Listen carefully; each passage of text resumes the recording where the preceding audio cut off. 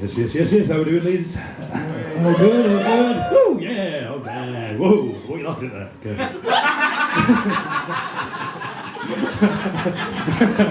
You take that back. I made that sign. Like this. No, I'll take it. Can we all see my weird eye thing? Yeah. Don't worry, guys. It don't stay like this forever, okay? It just tends to flare up when I'm mid-orgasm. Okay, there we go. All done. And relax.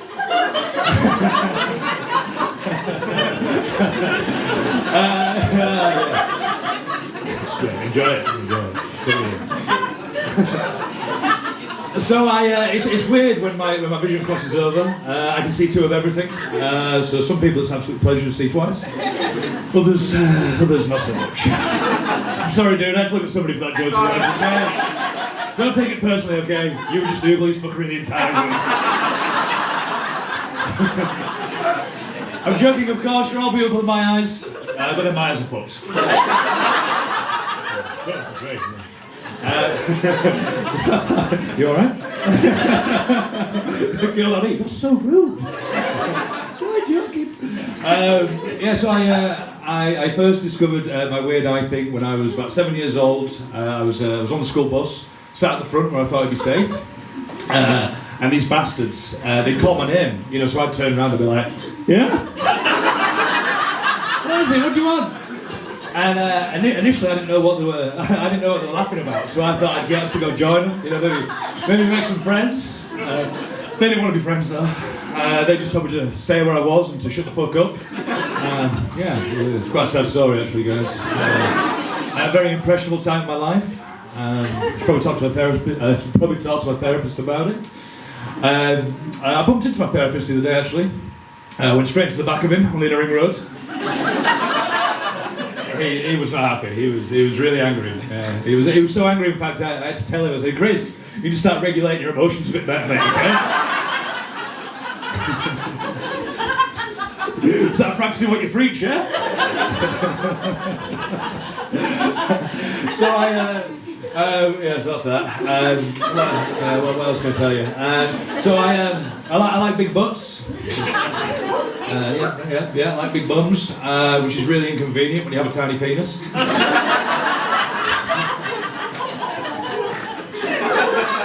It just doesn't work. I can see where I need to be. I can't get there. I can't get to the end goal. It's so frustrating. It's so annoying, honestly. Fuck's sake. It's kind of like when you want to go on a roller coaster ride but you're not tall enough. You get refused entry because you're not tall enough. And you'll beg the guy to let you on the ride. But he'll just look at you really sympathetically and say, "Look, mate, if you go on that ride tonight, you're going to slip right out."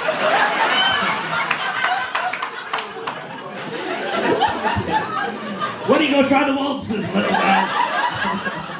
Off you pop.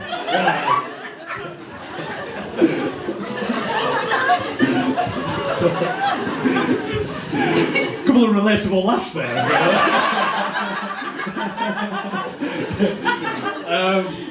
Do we all know what dekegging is? Do we remember what dekegging was? Yeah. Okay. Good. I'm glad the sport is still practiced. If you don't know, it's like where a bunch of people try and like dekeg somebody and they reveal their penis. It's really sad. But have you ever seen a bunch of guys their reaction after dekegging someone that has a bigger dick than them? It's brilliant. It's like there's been a glitch or something in the Matrix. Like, come on, get his dick out! Whoa! I did not expect that. Who chose this guy to dekeg? Who chose mine? Do your research before, guys. Jesus Christ. Oh, no, that was a new one, that. Thank you, guys. I've just bought a new house recently. Bought my first house. Finally got on the property ladder. Thank you very much, guys. Anyone else? There's some people. Yeah. Where were you living? Burley. Oh yeah, nice. Yeah, I know Burley. Yeah. What street?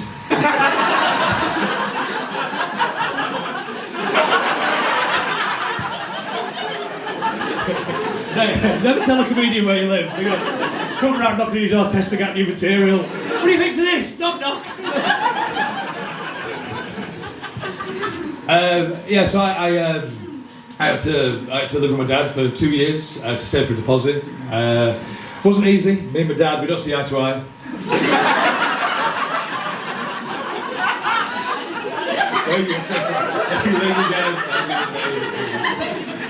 He's a typical Yorkshireman. He's very tight with his money. Very tight with his money. Doesn't like to spend it, even when he really should. Like with his appearance, he should spend his money a little bit. For example, he had about 3 teeth left at one point, and he looked like he'd gladly suck a dick for a sandwich. You know the look, right? That sort of gummy smile, the glint in the eye. He said, "Dad, I'll give you a sandwich." Yeah, we don't have to go there, Father. You have the sandwich.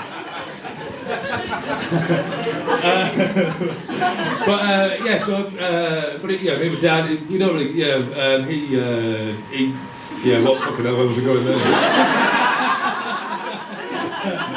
Go on, get it back. We don't see eye to eye. And I said to him after a while, I said, "Dad, why don't you spend a bit of money and get yourself a new set of teeth, And I'll never forget what he said to me. He looked at me dead in my good eye. And he said,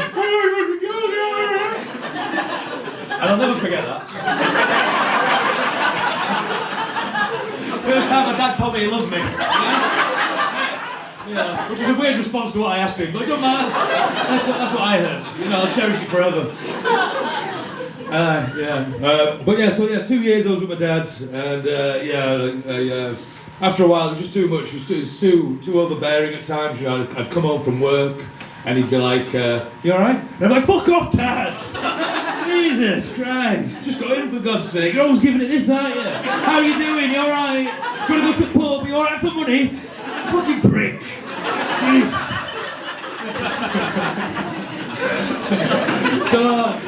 So eventually I got out of that hellhole. Too much.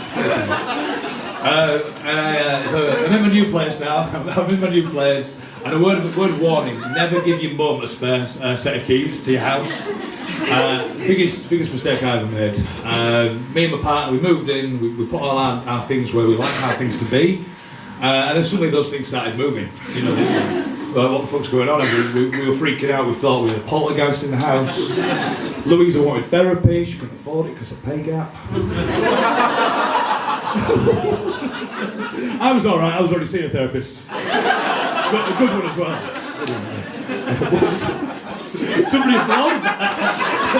Finally, someone talking some sense. Looking too right, yeah. But it turns out that it was just my mum. My mum was coming in when me and my partner were out at work, and she was coming in, she was moving shit around, moving the kettle there, microwave there. She turned the bed around at one point and put her back out doing it. She was laid up for 3 months, and then I just never heard the end of it. She kept calling me up, going, "Oh, I was only doing it for you to make your house nicer. Oh, you ungrateful little prick." That's how she talks to me. And I said to him, "Mum, please don't call me a little prick. I've already got a bit of a complex." Give me that. So I feel like I'm maturing, developing nicely, apart from my penis. But, I'm 35 years old now, and I can tell I'm maturing because I'm starting to frame my posters. It's a true sign of maturity, I feel like. If you're still putting posters up using blue tack, you're probably still wanking into a sock. But I feel like if you're framing your posters, then you're doing all right in life, and you're probably masturbating into someone. Yeah, that shit.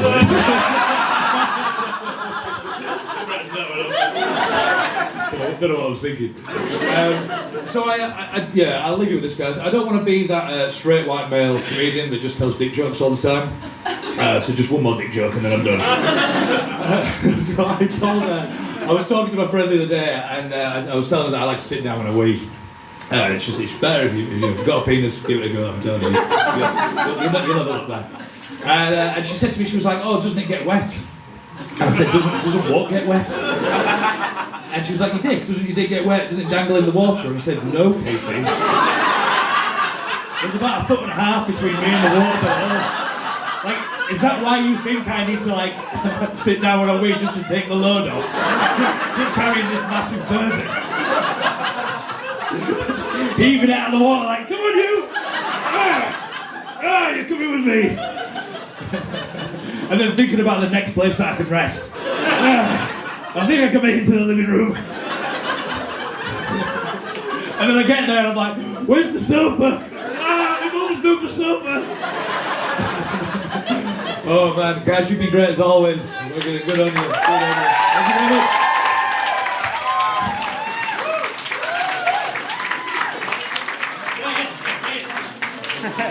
Alright, Jamie Stevens, everyone!